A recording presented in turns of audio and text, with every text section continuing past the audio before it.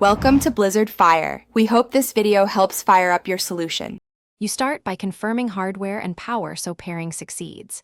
If your PC lacks built-in Bluetooth, plug a compatible USB dongle.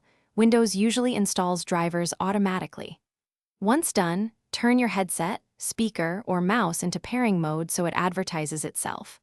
On Windows, open Settings then Devices, or on Mac go to System Settings Bluetooth.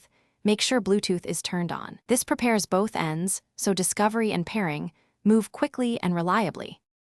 Now you pair and authorize the connection. In Windows, click Add Bluetooth or Other Device and choose Bluetooth. Your computer scans for nearby devices.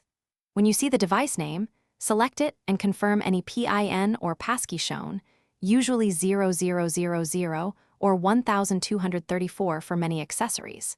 Make sure to allow driver installation if Windows requests permissions, because drivers enable features like audio or battery reporting. Once paired, you'll see a confirmation.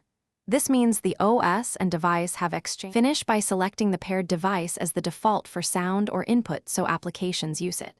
Make sure volume and input levels are correct, and disconnect other unwanted Bluetooth devices to reduce interference.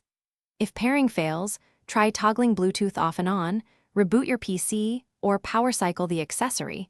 This clears transient errors.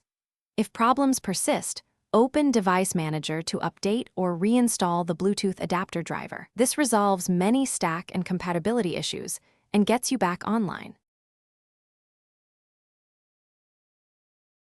Thanks for watching. If you found this helpful, don't forget to like and subscribe.